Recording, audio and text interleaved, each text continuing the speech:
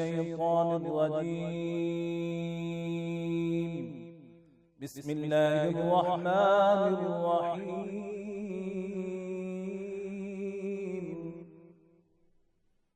لو أنزلنا هذا القرآن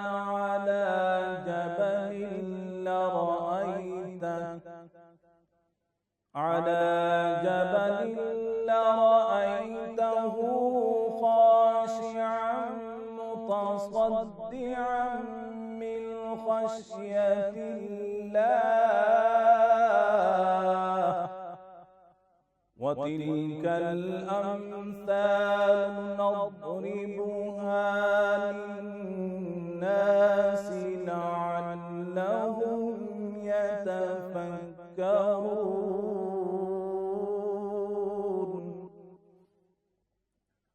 هو الله الذي لا إله إلا هو عالم الغيب والشهادة هو الرحمن الرحيم.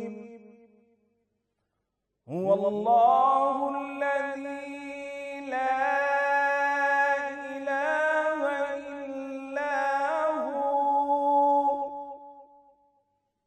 الملك القدوس السلام المؤمن المهيمن العزيز الجبار المتكبر. سبحان الله عما يشركون. هو الله الخالق البارئ المصور له الأسماء الحسنى يسبح له ما في السماوات والأرض وهو العزيز الحكيم.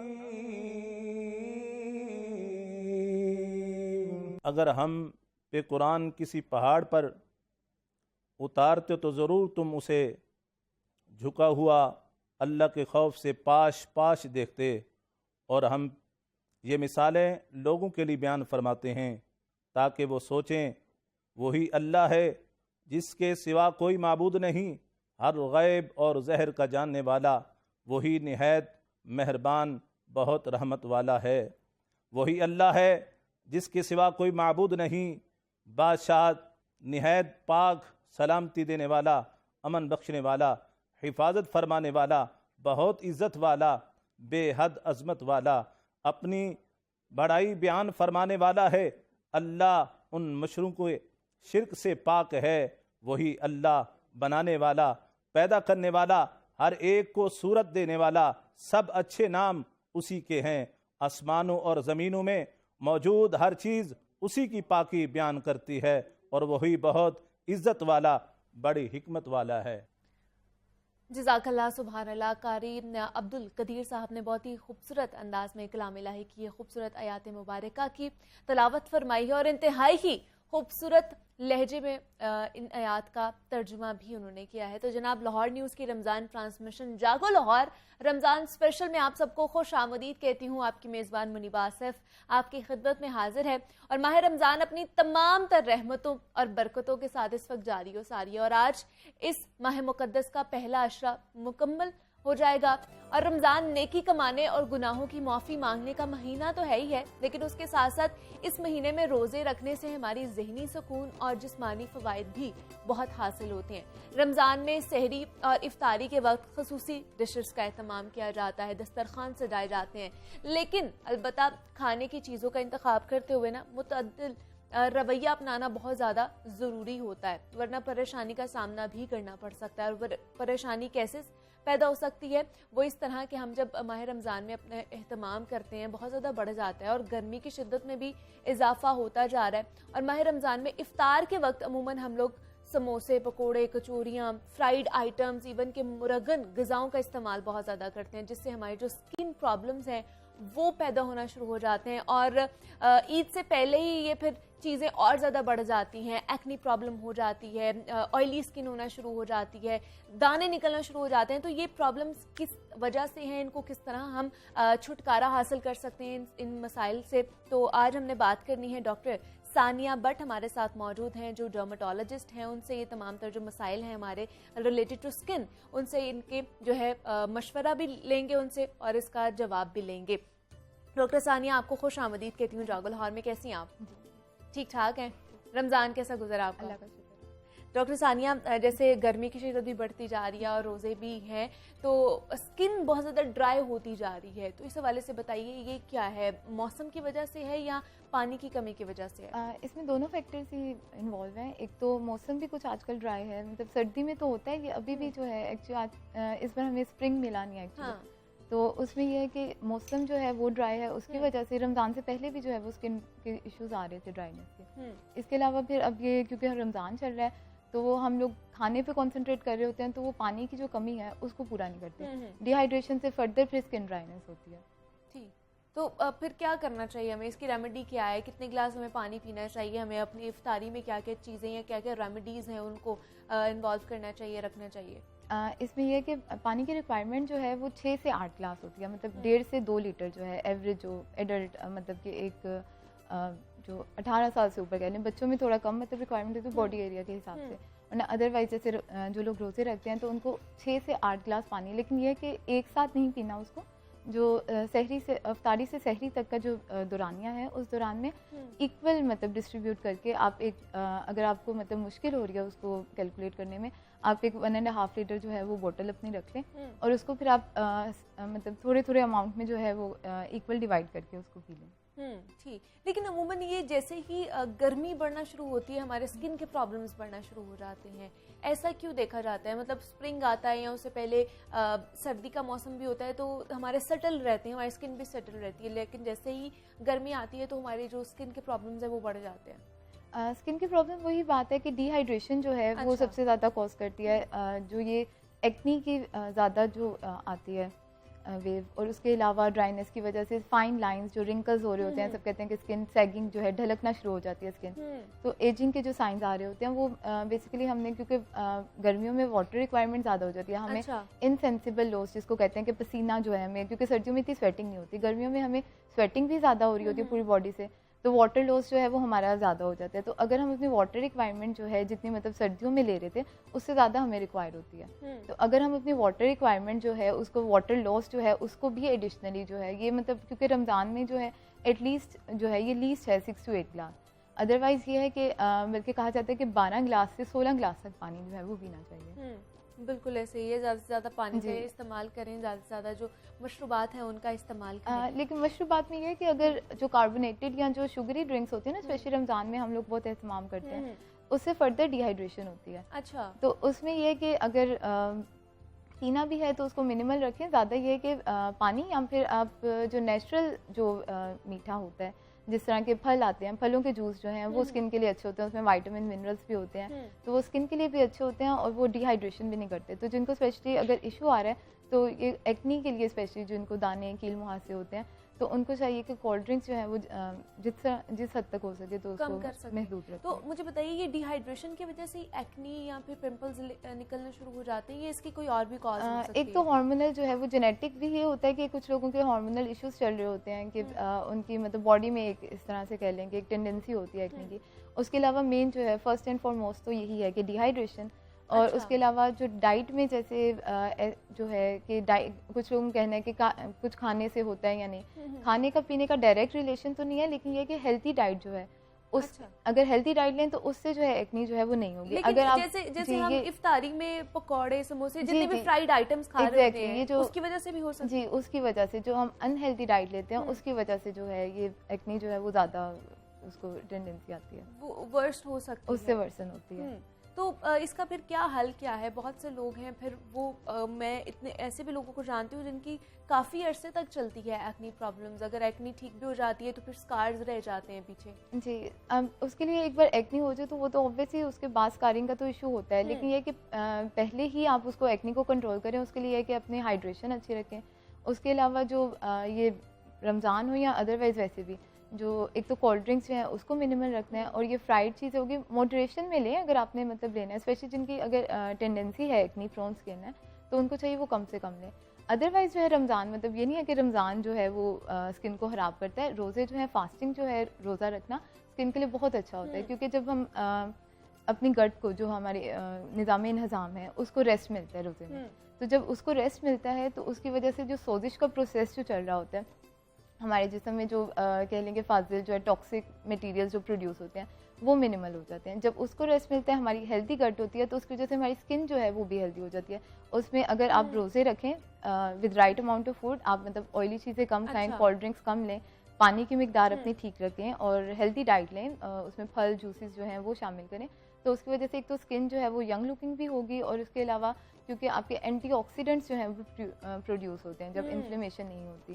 تو اس میں یہ ہے کہ جیسے جب اسٹارونگ بیسیکلی جب بھوکے رہتے ہیں, جب ہم کھانا نہیں کھاتے تو ہماری باڈی نے انرجی تو یوٹیلائز کرنی ہے, تو پھر جو نان کاربوہائیڈریٹ جو ہمارے اندر ویسے تو ہوتے ہیں کہ کاربوہائیڈریٹس یوز ہوتے ہیں جیسے یہ روٹی چاول اس میں جو ہوتے ہیں, ادروائز یہ ہوتا ہے جب اسٹارونگ ہوتی ہے تو ہماری باڈی میں جو فیٹس ہوتے ہیں ان کو یوٹیلائز باڈی کرنا اسٹارٹ کرتی ہے. جب ان کو یوٹیلائز کرتی ہے فیٹس کو پروٹینس کو, تو اس کے بعد جو ہے ہماری باڈی میں اینٹی آکسیڈنٹس پروڈیوس ہوتے ہیں جو کہ اسکن کو فردر جو ہے وہ بہتر کرتے ہیں. اور دوسرا سحر و افطار میں ہم دیکھتے ہیں کہ خاص طور پر خواتین جو ہوتی ہیں ہمارے گھر کی, انہوں نے چولہے کے آگے بھی رہنا ہے, افطاری میں بھی ساری چیزیں بنانی ہے, سحری میں بھی, تو ان کی پھر کیا اسکن کیئر روٹین کس طرح کی ہونی چاہیے, انہیں کس طرح کی جو کریمز یہاں پہ کس طرح کے ٹریٹمنٹس لینے چاہیے؟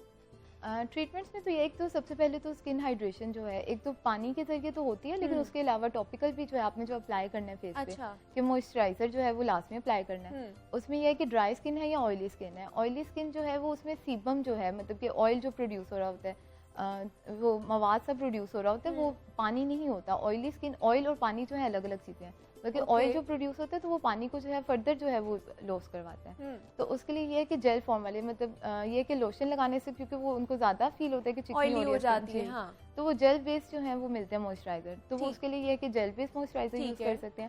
ادروائز ڈرائی اسکن ہے اس میں بھی جو ہے وائٹ پیٹرولیم جیلی جو ہے وہ یوز کریں, یا کوئی بھی آپ کو لوشن جو ایزی اویلیبل ہے اور جو پسند ہے. ٹھیک ہے. اور اس کے علاوہ یہ کہ کیونکہ ہیٹ جو ہے وہ بھی فردر ڈیمیج کرتی ہے اسکن کو, تو اس کے لیے یہ ہے کہ سن بلاک اگر آپ جو ہے اپلائی, اگر چولہے جن کو اسپیشلی اگر کوئی ایشو آ رہا ہے, اسپیشلی چھائیاں آ رہی ہوتی ہیں, تو چھائیاں جو ہیں اس کے لیے یہ ضروری ہے کہ آپ مطلب ہیٹ کا جتنا ایکسپوئر ہوتا ہے نا, خواتین میں زیادہ آ رہے ہوتے ہیں, ان کا مسئلہ زیادہ ہوتا ہے, ہیٹ ایکسپوئر سے جو ہے نا وہ فردر جو ہے وہ ورسن ہو رہی ہوتی ہے. مطلب اگر گھر پہ بھی ہے یہ چولہے کے آگے بھی جانا ہے تو آپ نے سن بلاک کا استعمال اس ٹائم لگا لیں. فزیکل سن بلاک بھی آتے ہیں, مطلب زنک آکسائڈ پیسٹ ہوتا ہے وہ, جیسے کرکٹرز نے آپ نے دیکھا ہوگا کہ کرکٹرز نے اپلائی کیا ہوتا ہے وائٹ کلر کا وہ پیسٹ, انہوں نے فیس پہ لپس پہ لگایا ہوتا ہے, تو فزیکل سن بلاک ہوتا ہے وہ سب سے بیسٹ رہتا ہے کہ آپ کو, لیکن کیونکہ وہ ایبزارب نہیں ہوتا, آپ چولہے کے سامنے تو لگا سکتے ہیں, آپ لائک پارٹی میں جانا ہے, کہیں باہر دعوت ہے, ادھر تو نہیں لگا سکتے, ادھر پھر آپ دوسرا کریم فارم میں یا جیل فارم میں سن بلاک ہے وہ اپلائی کریں. اسپیشلی چولہے کے سامنے اگر جن خواتین کو چھائیاں ہیں یا ان کو ایکنی یا اسکن کے ایشوز ہیں, یا اگر اسکن پہ برننگ ہوتی ہے تو ان کو چاہیے کہ ضرور سن بلاک جو ہے وہ اپلائی کر کے اس کا استعمال کریں. بے شک آپ گھر پہ یا پھر اگر آپ باہر جا رہے, باہر جاتے ہوئے تو آپ نے لازمی استعمال کرنا ہے, لیکن اگر آپ گھر پہ آپ چولہے کے آگے آپ کا زیادہ کام ہے تو اس میں بھی آپ نے استعمال کرنا ہے. دوسرا سن بلاک میں بھی کیٹیگریز آتی ہیں, کتنی ایس پی ایف کا استعمال کرنا چاہیے؟ وہ اسکن کلر پہ ڈیپینڈ کرتا ہے. جو ہماری ایوریج جو ہے براؤن اسکن ہوتی ہے اس میں 30 جو ہے وہ S P F at least minimal چاہیے ہوتا ہے, لیکن جو اگر مطلب اس سے فیئر جب اسکن آ جاتی ہے تو اس میں جو ہے وہ 60 تک جو ہے وہ ہونا چاہیے. جو اگر بہت فیئر ہے تو وہ 60 سے بھی اوپر. موسٹلی ہمارے یہاں پہ جو ہے وہ 30 سے 60 کی رینج کرتے ہیں, تو آن ایوریج جو ہے کنفیوژن نہ ہو تو ہم یہی کہتے ہیں کہ ایٹ لیسٹ آپ ایس پی ایف 60 جو ہے وہ یوز کریں. اچھا 60 جو ہے سجیشن آپ جی at least minimal at least کر لیں. دوسرا جیسے ہی ہم لوگ سن بلاک لگاتے ہیں تو سویٹنگ سی اور بڑا ہیوی سا فیل ہونا شروع ہو جاتا ہے, اس کی کیا وجہ ہے؟ سویٹنگ بھی ہونا شروع ہو جاتی ہے. ڈپینڈ کرتے ہیں وہ اگر آپ کی اسکن کو سوٹ نہ کر رہا ہو تو اگر وہ ٹرائل اینڈ ایرر بیس پہ آپ نے کرنا ہے, وہ اس طرح سے نہیں ہے کہ آپ نے کوئی ایکسپینسو لینا ہے تو وہ سوٹ کرے گا, یا آپ کہیں کہ امپورٹڈ لینا ہے. اس میں بس یہی ہے کہ اگر آپ کی اسکن کو ایک سن بلاک سوٹ نہیں کر رہا تو آپ چینج کر کے دوسرا یوز کر لیں. یا اگر پھر بھی سویٹنگ کا کیا ایشو آ رہا ہے تو سن جیل بلاکس بیس. میں بھی ٹائپس ہیں کہ یہ آئلی اسکن کے لیے ہے, یہ ڈرائی اور یہ سینسیٹیو؟ جی اس میں بھی ہوتا ہے کہ آپ کو ایک تو جو ہے آج کل تو ویسے پاؤڈر فارم میں بھی آتا ہے, وہ تھوڑا ایکسپینسو ہوتا ہے, تو ابھی اس کا اتنا رجحان نہیں آ رہا. مے بی جب اس کی تھوڑا کاسٹ افیکٹو ہو جائے تو وہ بھی اسٹارٹ ہو جائے کہ پاؤڈر فارم میں ہوتا ہے, اس سے سویٹنگ کا ایشو نہیں ہوتا. دوسرا یہ کہ سیبم کنٹرول جو ہے, جن کو آئل جو ہے پروڈیوس اسکن کر رہی ہوتی ہے, تو اس کے ساتھ بھی اس میں سن بلاک کے اندر ایڈیشنل جو ہے وہ کریم ہوتی ہے جو کہ سیبم کنٹرول آئل کنٹرول کرتی ہے. اچھا, اور اس کی وجہ سے ہمیں جو سویٹنگ آئلنگ جو ہے وہ پھر فیل نہیں ہوتی, وہ پھر فیل نہیں ہوتا ہے, یا ہیوی جو ہونا شروع ہو جاتا ہے وہ نہیں ہوتا. تو مجھے بتائیے کہ دوسرا, بہت سے لوگ ہیں رات کے وقت آئلز وغیرہ جو آئلز ہم یوز کرتے ہیں, وائٹامن سی ہو گیا یا باقی سارے, اس طرح کی گرمیوں میں یہ لگانے چاہیے, یوز کر سکتے ہیں کہ نہیں یوز کر سکتے؟ جی گرمی سردی جو ہے ہماری اسکن کی ریکوائرمنٹ تو جو ہے ایڈیشنل منرلز وائٹامنس یہ تو اچھے ہوتے ہیں اسکن کے لیے. یہ ہے کہ اگر آپ فوڈ سے اس کو لیں تو زیادہ اچھا رہتا ہے. مطلب وائٹامن سی جو ہے وہ اب ایک تو یہ تو پتہ ہی, اورنجز کا تو سب کو پتہ ہوتا ہے, اس کے علاوہ امرود میں اس سے زیادہ ہوتا ہے, ایپلز جو ہیں اس میں ہوتا ہے. تو آپ سیب لیں, امرود لیں. پھلوں میں جو ہے بیسیکلی آپ جو پھل ڈفرینٹ لیتے ہیں تو اس میں گرمیوں میں تو زیادہ پھل بھی اویلیبل ہوتے ہیں, تو ان میں بیریز ہو گئی, وہ کافی اچھی ہوتی ہیں اسکن کے لیے. تو ان میں اینٹی آکسیڈنٹس بھی ہوتے ہیں, وائٹامنز ہوتے ہیں, منرلز ہوتے ہیں, تو وہ آپ کی اسکن جو ہے اس کو ینگ ہیلدی لکنگ بھی رہتی ہے اور ایکنی جو ہے اس سے بھی بچاتی ہے. رات کی روٹین کیا ہونی چاہیے ہماری اسکن کیئر کے حوالے سے؟ اسکن کی رات کی روٹین یہی ہے کہ آپ اس کو موئسچرائز, اسپیشلی جیسے آج کل ڈرائی سیزن ہے تو آپ رات کو بھی اس کو, کیونکہ دن میں جاتے ہوئے تھوڑا فیل ہو رہا ہوتا ہے کہ آپ جیسے آپ کہہ رہے ہو کہ ہیوی ہوتی ہے, یا موئسچرائزر اپلائی کرتے ہوئے کہ یہ زیادہ تو نہیں لگ رہا, آئلی تو نہیں لک آ رہی, تو ایٹ لیسٹ رات کو آپ اس کو اچھا ہائیڈریشن جو ہے وہ آپ اپلائی کر سکتے ہو. اس کے اوپر وائٹ پیٹرولیم جیلی جو ہے وہ اپلائی کر سکتے ہو. اچھا, یا اگر کچھ لوگ نائٹ کریم جو ہے وہ پریفر کرتے ہیں, ہمارے یہاں تھوڑا وائٹننگ کریمس کا بھی رجحان ہے, تو وہ آپ کی اپنی پرسنل چوائس ہے. تو ٹریٹمنٹس میں پوچھنا چاہوں گی ڈاکٹر ثانیہ کہ کس طرح کے کرانے چاہیے خواتین کے حوالے سے؟ بہت سارے فیشیلز بھی آج کل مارکیٹ میں آئے ہوئے ہیں, ان کے حوالے سے کیا کہیں گی آپ؟ اس میں بھی یہی ہے کہ آج کل چیزیں تو کافی اویلیبل ہیں, اس میں آپ کو پروز اینڈ کونس بھی بتائے جاتے ہیں, وہ پھر کچھ زیادہ لمبا ٹاپک ہو جائے گا. باقی پرسنل پریفرنس پہ بھی ڈپینڈ کرتا ہے. اور اگر مطلب ایک کلینزنگ جو یا ہائیڈریٹنگ فیشیل ہوتے ہیں وہ تو روٹین میں بھی کروا لیں. ادروائز جو ہے بہت آپ مطلب اگر آپ کی اسکن جو ہے وہ نارمل ہے, آپ اس کو ہائیڈریٹ اچھا کر رہے ہیں, سن بلاک یوز کر رہے ہیں, تو آپ کو اتنے زیادہ مطلب پروسیجرس کی طرف جانے کی ضرورت نہیں ہے. نارمل مطلب کلینزنگ فیشیل وہ کروا لیں, اس کے اس سے زیادہ اتنا ضرورت نہیں ہوتی. لیکن جن کی آلریڈی ایکنی پرون اسکن ہے, اسکارنگ ہے, ان کا کیا حل ہے پھر؟ اس میں یہی ہے کہ آپ کو ڈفرینٹ جو ہے وہ اویلیبل ہیں آپشنس. اس میں اگر ایکنی اسکارنگ وہ تو اتنے مطلب جیسے اگر رمضان جو ہے وہ 20 دن کے میں تو ہوتی بھی نہیں ہے اسکارنگ, ٹھیک نا, اس میں تھوڑا لمبا پروسیجر ہوتا ہے, سیشن وائز ہوتا ہے. لیکن جیسے کہ لیزر اویلیبل ہوتی ہے, مائکرو نیڈلنگ ہوتی ہے, پی آر پی ہوتی ہے, ڈفرینٹ مطلب میزو تھراپی ہوتی ہے. اگر چھائیاں ہیں یا اگر کیل مہاسے ہیں یا پھر اگر فیس پہ جو ہے ایکنی اسکارز آئے ہیں, تو وہ ڈفرینٹ پروسیجرز جو ہیں وہ اویلیبل ہیں. ٹھیک ہے, ڈفرینٹ پروسیجر جو ہیں وہ ایکنی کے حوالے سے ہیں. لیکن جیسے ہائیڈرا فیشیل بہت سے لوگ ہیں, بہت سی لڑکیاں آج کل کروا رہی ہیں, اس حوالے سے کیا کہیں گی؟ سجیسٹ کرتی ہیں آپ ہائیڈرا فیشیل؟ ڈپینڈ کرتا ہے, اگر کروانا چاہے کروانے میں حرج نہیں ہے. ہائیڈریٹنگ ہے, مطلب کہ اس میں ایسا کوئی میریکل نہیں ہوتا. یہ کہ ہائیڈریٹنگ ہے, کیونکہ جو لوگ جو ہیں ہائیڈریشن کا ویسے روٹین وائز اگر خیال نہیں کرتے تو ان کے لیے تو ہے کہ وہ کروا لیا کریں, ہائیڈریشن اچھی ہو جاتی ہے. آپ کے فیس پہ سیرمز اپلائی کریں گے, ہائیڈریشن اچھی کریں گے. ادروائز یہ کہ اگر آپ مطلب ضروری نہیں ہے کہ یہ ایک مطلب ایک فنڈامنٹل چیز نہیں ہے. اگر آپ اپنے اسکن کی مطلب جو لوگ افورڈ نہیں کر سکتے یا ویسے اس پہ جو ہے وہ پیسے ویسٹ نہیں کرنا چاہتے, تو اس میں ہے کہ آپ اپنی اسکن کی ہائیڈریشن اچھی رکھیں, موئسچرائزر اپلائی کریں, واٹر انٹیک اچھی رکھیں, اور جو ہے مدر جو چیزیں ہوتی ہیں کھانے پینے کی جو نقصان دہ چیزیں ہوتی ہیں. ٹھیک ہے, ڈاکٹر ثانیہ بٹ ڈرمیٹولوجسٹ ہمارے ساتھ موجود تھی. ڈاکٹر ثانیہ بہت شکریہ آپ کے وقت کا, آپ یہاں پر آئی ہیں. اور اسکن کیئر کے حوالے سے ہم بات کر رہے تھے کہ رمضان میں بہت زیادہ شدت بڑھتی جا رہی ہے گرمی کی بھی, اور اس میں اسکن ڈرائی ہو رہی ہے, مزید بھی اسکن کے پرابلمس جنم لینا شروع کر دیتے ہیں. تو اس حوالے سے آپ نے اپنی اسکن رجیم کس طرح کی رکھنی ہے اس پہ بات کی. یہاں پہ وقت ایک چھوٹی سی بریک کا, ملتے ہیں اس بریک کے بعد.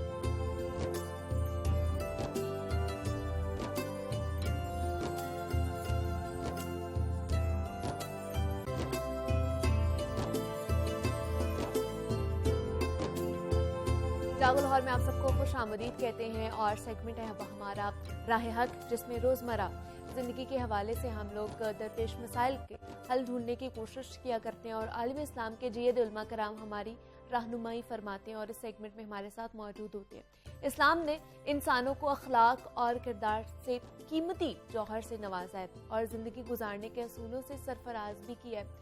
کون سی چیز اچھی ہے اور کون سی چیز بری ہے اس کو تفصیل کے ساتھ نبی اکرم صلی اللہ علیہ وآلہ وسلم نے بیان فرمایا ہے۔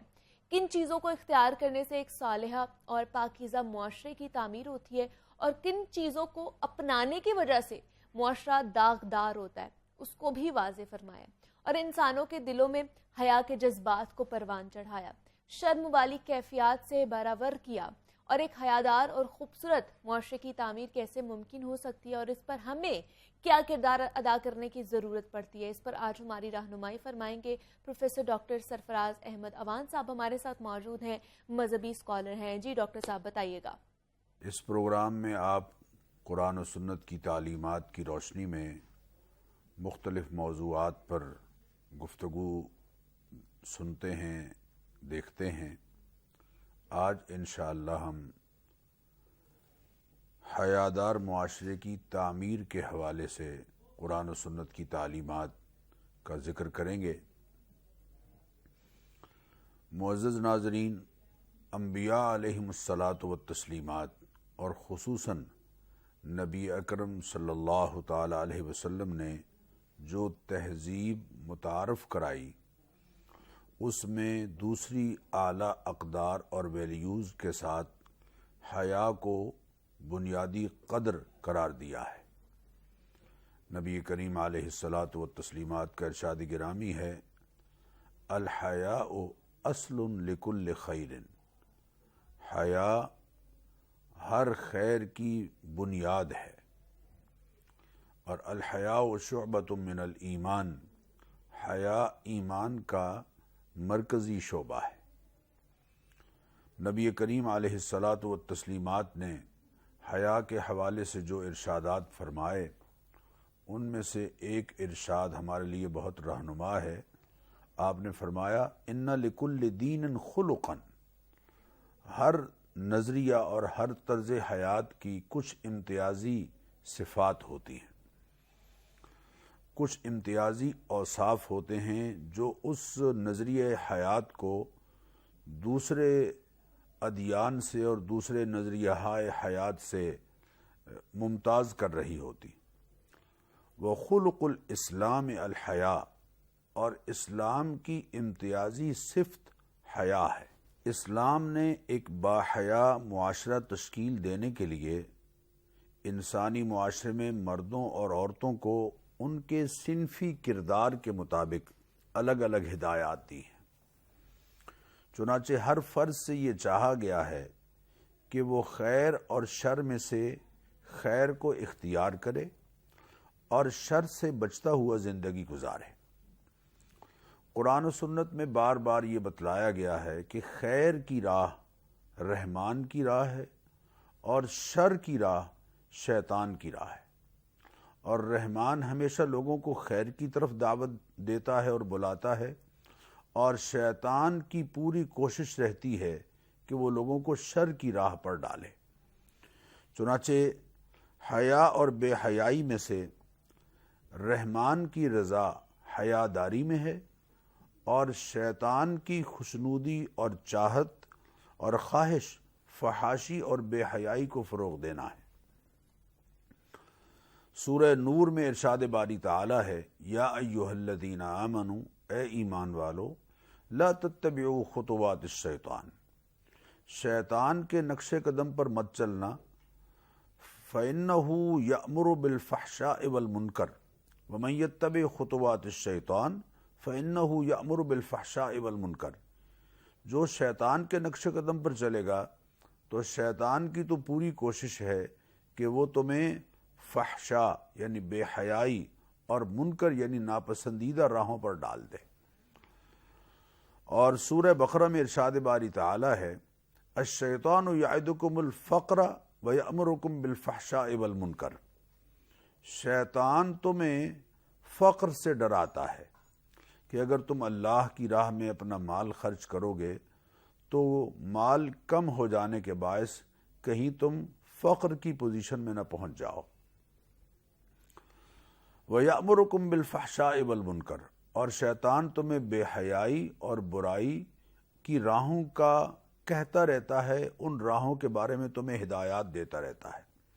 واللہ یعدکم مغفرۃ منہ وفضلا، جبکہ اللہ تعالیٰ تم سے وعدہ کرتا ہے بخشش کا اور اپنے فضل کا، کہ اگر تم اس کی راہ میں خیرات کرو گے تو وہ تمہاری زندگی میں تم اپنا فضل شامل کر دے گا۔ اور حضور اکرم صلی اللہ علیہ وسلم نے اس کی وضاحت اس طرح سے ارشاد فرمائی کہ ما نقص مال عبد من صدقۃ، صدقہ کرنے سے کبھی کسی کا مال کم نہیں ہوتا، بلکہ اس میں یقیناً اللہ تعالیٰ کی برکتیں شامل ہوتی ہیں اور وہ بڑھتا ہی چلا جاتا ہے۔ اسی طرح سورہ بقرہ میں اللہ تعالیٰ نے ارشاد فرمایا لا تتبعوا خطوات الشیطان انہ لکم عدو مبین، شیطان کی راہوں پر مت چلو، وہ تمہارا کھلا دشمن ہے۔ انما یأمرکم بالسوء والفحشاء، شیطان ہمیشہ تمہیں برائی اور فحش یعنی بے حیائی سکھاتا ہے۔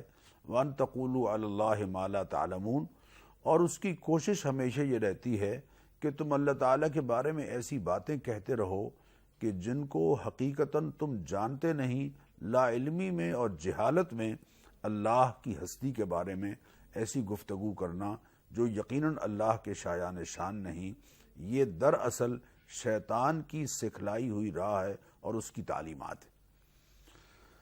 اسی طرح اللہ تعالیٰ نے قرآن کریم میں اس بات کو سمجھایا ہے سورہ اعراف میں کہ وَإِذَا فَعَلُوا فَاحِشَةً قَالُوا وَجَدْنَا عَلَيْهَا آبَاءَنَا وَاللَّهُ أَمَرَنَا بِهَا، کفار سے جب یہ کہا جاتا کہ تم یہ بے حیائی کے کام کیوں کرتے ہو تو قَالُوا وَجَدْنَا عَلَيْهَا آبَاءَنَا، وہ جواب میں یہ کہتے کہ یہ تو ہمارے باپ دادا سے چلا آیا ہوا طرز عمل ہے، یہ ہمارے باپ دادا کی تہذیب ہے اور ان کا تمدن اور ان کی معاشرت ہے، وہ اسی طرح سے یہ سارے کام کیا کرتے تھے۔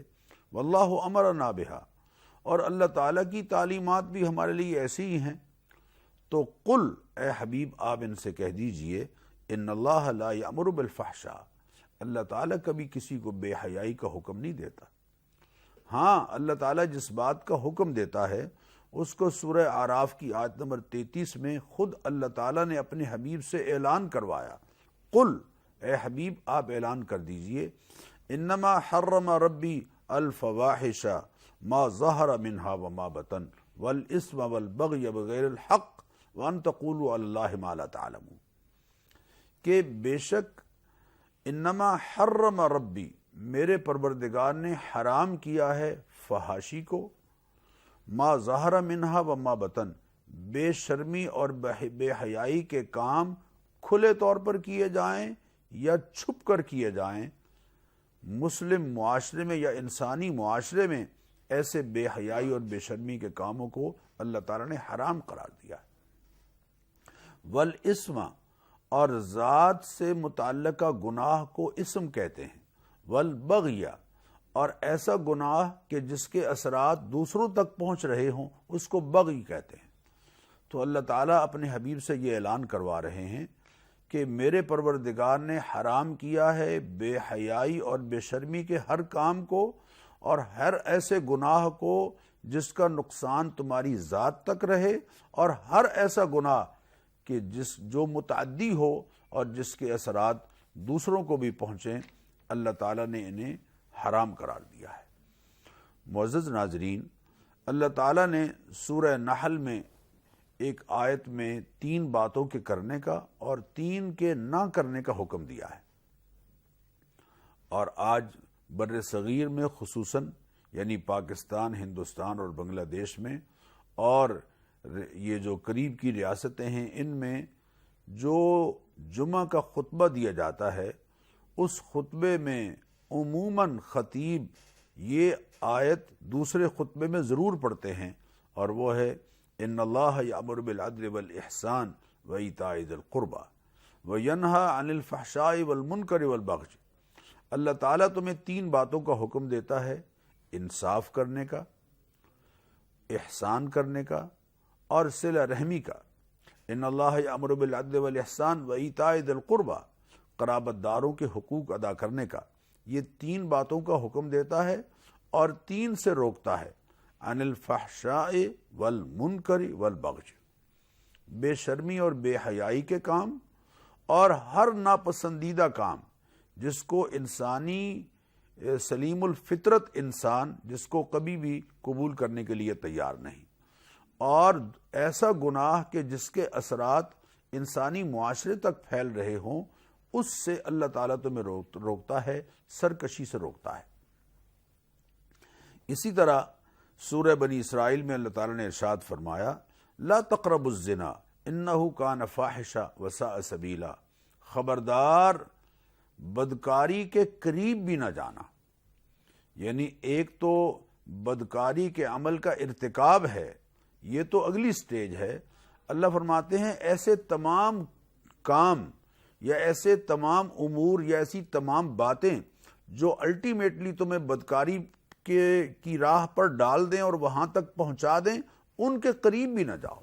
انہ کان فاحشہ وساء سبیلا، اس لیے کہ یہ فحاشی اور بے حیائی اور بری راہ ہے جو انسانی معاشرے میں اگر رائج ہو جائے تو اس سے انسانوں کے خون کا بہنا زیادہ کثرت سے ہو جاتا ہے۔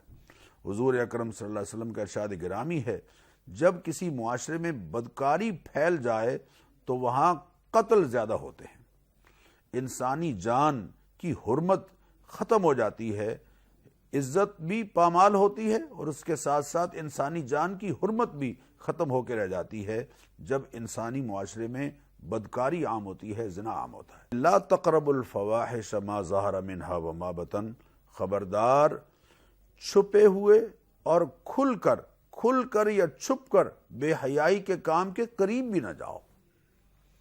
انسانی معاشرہ کو اگر آپ نے پرسکون رکھنا ہے اور انسانی معاشرے کو اگر آپ نے پاکیزہ رکھنا ہے تو پھر برائی نہ کھل کر ہو اور نہ چھپ کر ہو، چونکہ چھپ کر بھی برائی جب ہوگی تو آہستہ آہستہ اس کے اثرات جو ہے وہ پھیلتے چلے جائیں گے انسانی معاشرے میں۔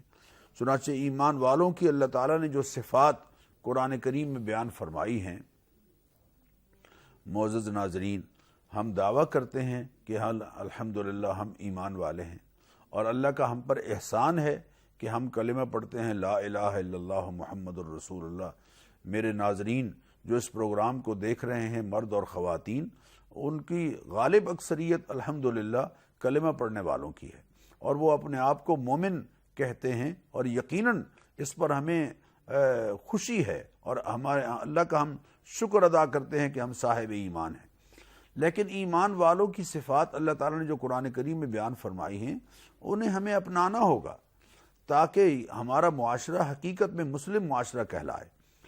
اور اس میں ایمان والوں کی صفات بیان کرتے ہوئے اللہ تعالیٰ نے ارشاد فرمایا والذین هم لفروجہم حافظون، یہ ایمان والے وہ ہیں جو اپنی شرمگاہوں کی حفاظت کرتے ہیں، الا علی ازواجہم، جہاں جنسی تعلق سیکچول جو ریلیشن شپ ہے جہاں حلال ہے اس حلال راستے کو تو اختیار کرتے ہیں، لیکن باقی حرام راہوں پر اپنے آپ کو نہیں پڑنے دیتے۔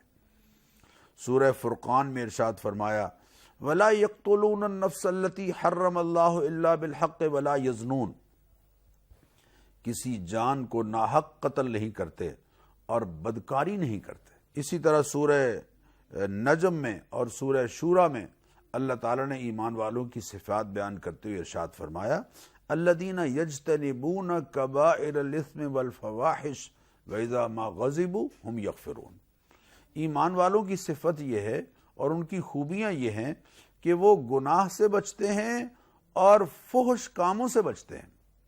وہ ہر ایسا عمل جو حیا کو پامال کر دے، ہر ایسا عمل جو انسانی معاشرے سے حیا کو ختم کر رہا ہو، اس سے اپنے آپ کو بچاتے ہیں۔ وَإِذَا مَا غَضِبُوا هُمْ يَغْفِرُونَ، اور جب کبھی ان کو غصہ آ جاتا ہے تو وہ معاف کر دیتے ہیں۔ یہاں غصے سے مراد ہے ذاتی معاملات میں کوئی غصہ، کسی انسان پر کوئی زیادتی ہوئی اور رد عمل میں وہ غصے میں آیا تو اس غصے میں فریق ثانی کو وہ معاف کر دے، یہ بہت اونچے درجے کی عبادت ہے۔ ہاں بعض دفعہ غصہ کسی دینی معاملے کی وجہ سے آتا ہے، تو دینی معاملے کی وجہ سے غصہ آ جائے وہ تو یقیناً اللہ تعالیٰ کے ہاں پسندیدہ ہے، لیکن انسانی رویوں میں اگر کہیں کوئی برتاؤ میں کسی آدمی کی غلطی کی وجہ سے غصہ آئے تو اس کو معاف کر دینا، یہ محبوب کریم علیہ الصلاۃ والتسلیمات کی سنت ہے۔ اور اللہ تعالیٰ نے اپنے پسندیدہ لوگوں کی ایک صفت بیان فرمائی کہ وَإِذَا مَا غَضِبُوا هُمْ يَغْفِرُونَ، جب ان کو غصہ آتا ہے تو وہ معاف کر دیتے ہیں۔ فَمَنْ عَفَا وَأَصْلَحَ فَأَجْرُهُ عَلَى اللَّهِ، اور اللہ فرماتے ہیں سورہ شورى میں کہ جو شخص معاف کر دیتا ہے اور وَأَصْلَحَ اور صلح کر لیتا ہے، باوجود حق پر ہونے کے اپنا حق معاف کر کے صلح کر لیتا ہے، فَأَجْرُهُ عَلَى اللَّهِ، اس کا اجر اللہ اپنے ذمے لے لیتے ہیں، اس کو یقیناً اللہ اجر عطا فرمائیں گے۔ اسی طرح قرآن کریم میں اللہ تعالیٰ نے ایمان والوں کی صفت یہ بیان فرمائی کہ وَالَّذِينَ يَجْتَنِبُونَ كَبَائِرَ الْإِثْمِ وَالْفَوَاحِشَ إِلَّا اللَّمَمَ، ایمان والوں کی خوبی یہ ہے کہ وہ فحش کاموں سے اپنے آپ کو بچاتے ہیں، ہاں معمولی قسم کی کوئی غلطیاں انسانوں سے ہوتی رہتی ہیں، اللہ تعالیٰ ان کو خود بخود درگزر فرما دیتے ہیں۔ نبی کریم علیہ الصلاۃ والتسلیمات نے جو ایک مسلم معاشرہ تعمیر کیا، اس میں سب سے زیادہ لوگوں کو حیا کے قائم رکھنے کی ہدایات تھی۔ چنانچہ آپ صلی اللہ علیہ وسلم نے ارشاد فرمایا الحیاء خیر کلہ، ساری کی ساری خیر اللہ تعالیٰ نے حیا میں رکھ دی ہے۔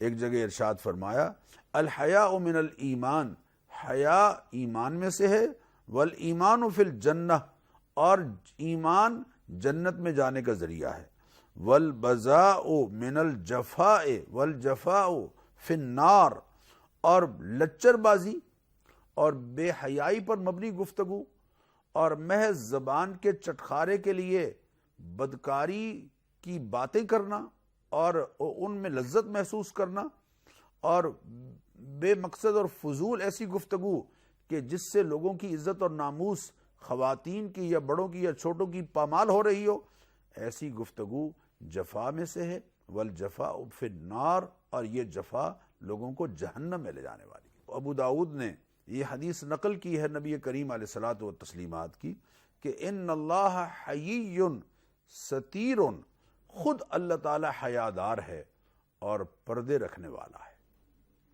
راہ حق ہمارا سیگمنٹ آپ لوگ دیکھ رہے تھے اور ڈاکٹر صاحب نے بڑے ہی عمدہ طریقے سے بیان فرمایا ہے۔ ڈاکٹر صاحب آپ کا بہت شکریہ۔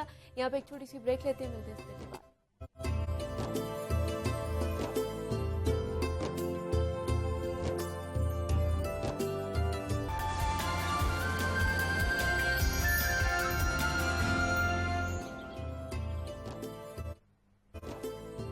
جاگو لاہور کی رمضان نشریات میں ایک مرتبہ پھر سے آپ کو خوش آمدید کہتے ہیں۔ ماہ رمضان بچوں کے لیے بہت ایکسائٹنگ منتھ ہوتا ہے۔ ہر سال کی طرح اس سال بھی کئی بچوں نے اپنی زندگی کا پہلا روزہ رکھا ہوگا۔ بچے پھولوں کی مانند ہوتے ہیں جن سے گھر کا آنگن آباد دکھائی دیتا ہے، اور یہ بچے ہی ہوتے ہیں جن کی خوبصورت اور دلکش مسکراہٹیں، ان کے کہکہے گھر میں خوشیاں بکھیر دیتے ہیں۔ اور بچے جتنے انمول ہوتے ہیں ان کی تربیت کرتے وقت بھی اتنی ہی احتیاط کی ضرورت ہوتی ہے، کیونکہ بچوں کی تربیت ان کے مستقبل کی سمت کا تعین کرتی ہے۔ ہمارے معاشرے میں کروڑوں کی تعداد میں وہ بچے ایسے بھی موجود ہیں جو صحت، تعلیم اور گھر جیسی سہولیات سے محروم ہیں، اور معاشرہ انہیں اسٹریٹ چلڈرن کے نام سے پکارتا ہے۔ اور آج پاکستان سمیت دنیا بھر میں اسٹریٹ چلڈرن کا عالمی دن منایا جا رہا ہے۔ اور صرف پنجاب کی اگر بات کر لی جائے تو پنجاب کی سڑکوں پر 10 لاکھ اسٹریٹ چلڈرن کی موجودگی کا انکشاف سامنے آیا، اور جو بھکاری مافیا کے چنگل میں پھنسے رہ جاتے ہیں۔ ماہ رمضان میں آپ نے بھی دیکھا ہوگا کہ سڑکوں پر مزید زیادہ تعداد بڑھ جاتی ہے جن میں بھکاری بچے بھی موجود ہوتے ہیں۔ تو اسٹریٹ چلڈرن کی اس خوفناک حد تک بڑھتی تعداد کا ذمہ دار کون ہے؟ ان بچوں کی ریہیبلیٹیشن کیسے کی جا سکتی ہے اور کس طرح کے اقدامات اٹھائے جا سکتے ہیں، اس پر آج ہم بات کریں گے۔ ہمارے ساتھ اس وقت موجود ہیں اعتاز سندھو ہیں، سوشل میڈیا ایکٹیوسٹ ہیں اور بچوں کی ریہیبلیٹیشن پر کام کرنے والے ایک ادارے سے وابستہ بھی ہیں۔ اعتاز، میں آپ کو خوش آمدید کہتی ہوں۔ جاگو لاہور میں کیسی ہیں آپ؟ بالکل ٹھیک ٹھاک، آپ بتائیں۔ رمضان کیسا چل رہا ہے آپ کا؟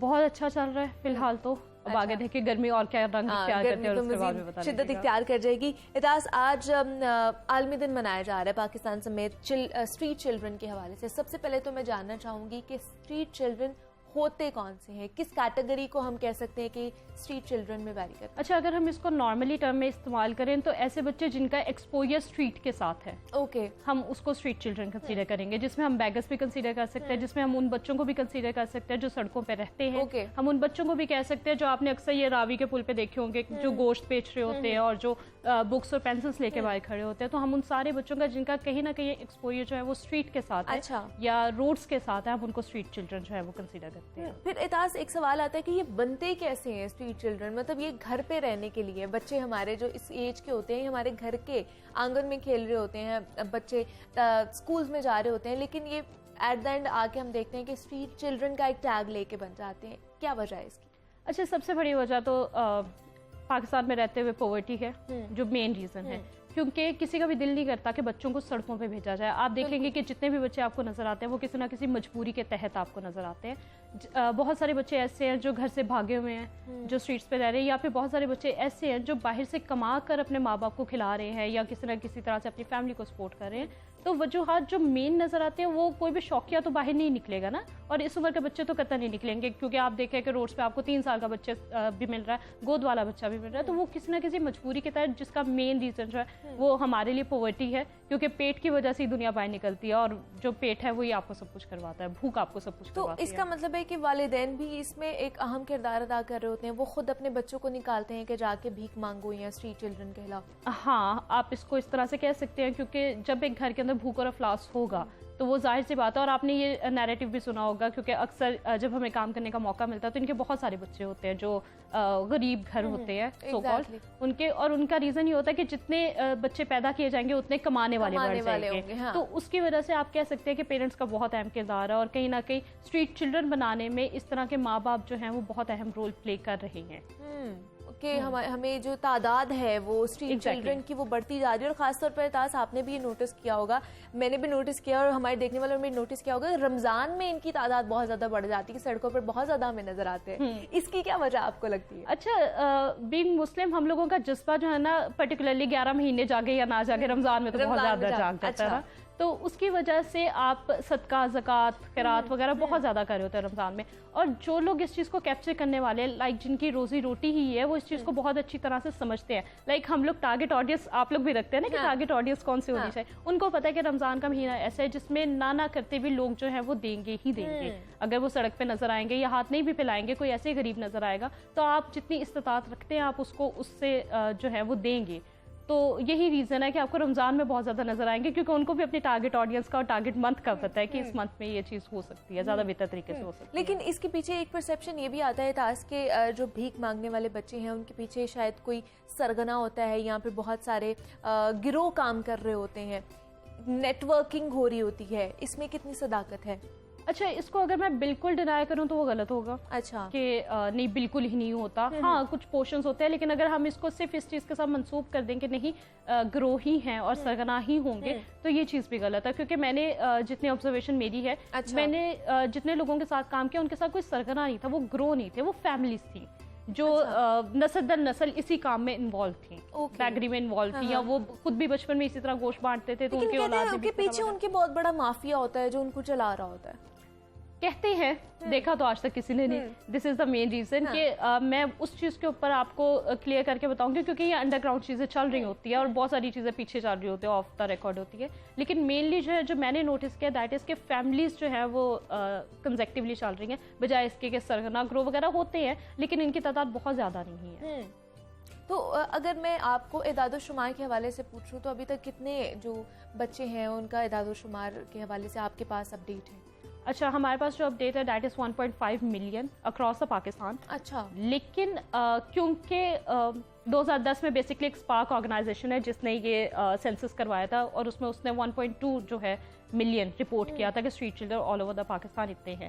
لیکن دا پرابلم اس کہ جس طرح پاکستان میں اوور آل سینسس ہوتا ہے اسی طرح ان بچوں کا بھی سینسس ہوتا ہے, تو وہ کافی زیادہ ٹائم لگ جاتا ہے اس چیز کو اپڈیٹ ہونے میں. تو ہمارے پاس کوئی پرٹیکولر فگر نہیں ہے ایگزیکٹ جو ہم کہیں کہ اس سال کا یہ اعداد و شمار ہے. ہم لوگ ایک اوور آل رف ایسٹیمیشن کے مطابق کہتے ہیں کہ 1.5 ملین جو ہے اکراس پاکستان یہ اسٹریٹ چلڈرن. لیکن یہ کیا ہر سال ان کی تعداد بڑھتی جاتی ہے, اس فگر میں اضافہ ہوتا جاتا ہے؟ ایگزیکٹلی جس طرح آپ کی پاپولیشن بڑھی ہے اس طرح آپ کی تعداد میں تو اضافہ ہوتا رہے گا.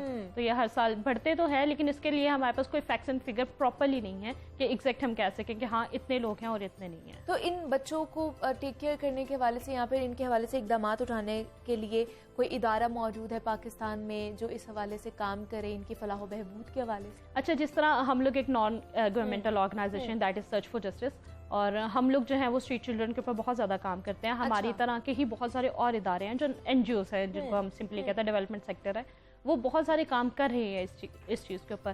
جو گورنمنٹ کے ادارے ان میں سی پی ڈبلیو بی مینلی جو ہے وہ کام کر رہا ہے انہی بچوں کے ساتھ جو ایکسپوز ٹو اسٹریٹ ہیں اور ان کی فلاح کے لیے. انفیکٹ آپ نے دیکھا ہوگا کہ پنجاب کے اندر بہت بڑے بڑے میکینزمس ہیں, آپ کے شیلٹر ہومس ہیں جس میں آپ بچوں کو جمع کروا سکتے ہیں, اور گورنمنٹ جو ہے وہ اس چیز کو سپورٹ کرتے ہیں کہ بجائے اس کے کہ آپ اسٹریٹ پہ بچوں کو بھیجیں, آپ ہمارے پاس بھیجیں, ہم ان کے خرچے اٹھائیں گے, ہم ان کو کھانا پینا دیں گے, فری ایجوکیشن دیں گے, وہ سب کچھ کریں گے, شیلٹر تک پرووائڈ کریں گے.